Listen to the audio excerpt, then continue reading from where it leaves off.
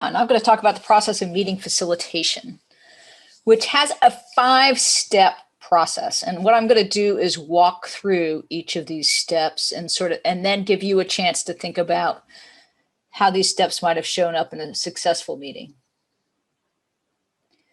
So the first stage is contracting.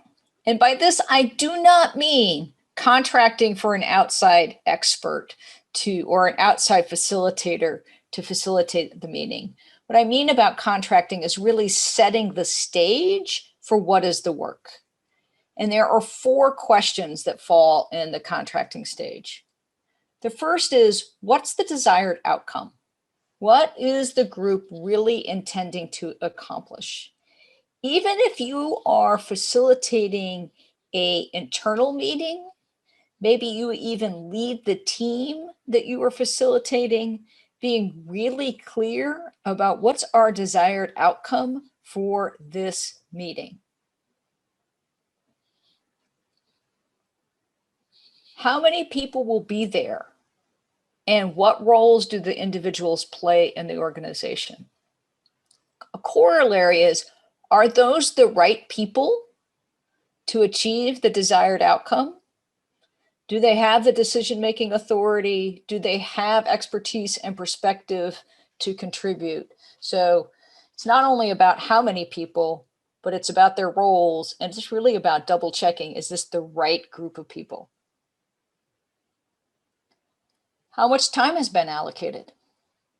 And has there been enough time allocated to achieve the desired outcome? If there's a small amount of time allocated, you might have to chunk apart the desired outcomes. Or you might have to see if you can dedicate more time.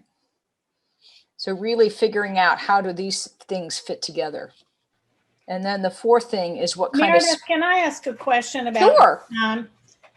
I feel like with virtual facilitation and meetings now, your meeting can't be as long as it would have been before, or you've got to break it up a lot more.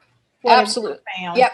That is what I have learned. I have learned that 3 hours is the max amount of time that you can have people engaged in an online meeting, and you better give them a good break if it's 3 hours.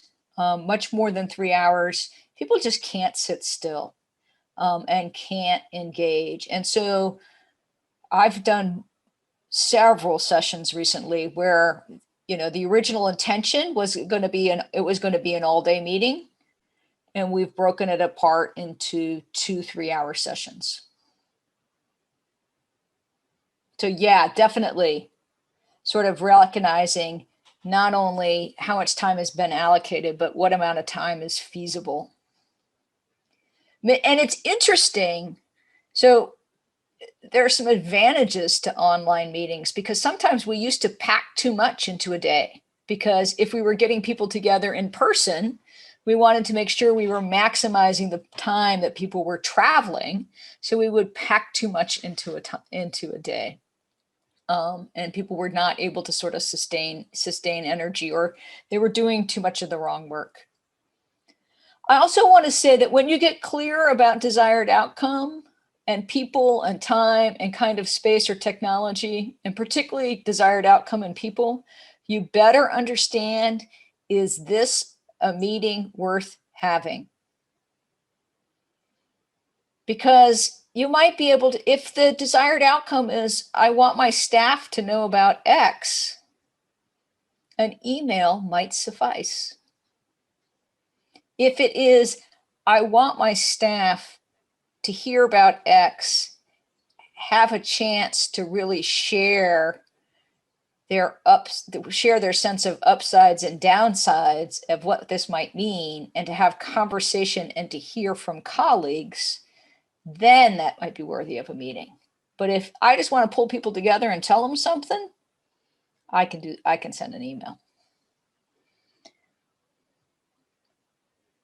So contracting, first stage. Second stage, once you know the outcomes, people, time allocated, space or technology, then you can start to do the design work. and start thinking about what's the work that people need to do? How am I going to lead people through that work? And we're going to spend a lot more time on design in this session. Third is preparing yourself as the facilitator. That means getting all your materials together, really getting yourself ready to be present and observant and flexible. Never ask Heather to facilitate a meeting without giving her enough time to have breakfast. You might be a person who also needs to be sure you eat well or sleep well or have time to go for a run before a meeting. But whatever it is that helps you be prepared, both physically with all the tools you need, but also sort of just grounded and centered. Then there's the act of facilitation, actually moving the group through the design, adapting design needed, dealing with all the things that come up. We'll talk actually in next week's session about disruptive behaviors. That certainly comes up in the facilitation. And then the final stage, and a stage I think is absolutely super important, is the documentation and sharing the documentation about the group's work and the conclusions that they came to and the action steps, and really thinking about how do you share that work in a way that people can use it. Sometimes they just need pictures of the flip charts, or they just need links to the Jamboard if that's what you did. Sometimes they need a lot more synthesis, but really there's power in how you document the work in the group understanding what they accomplished.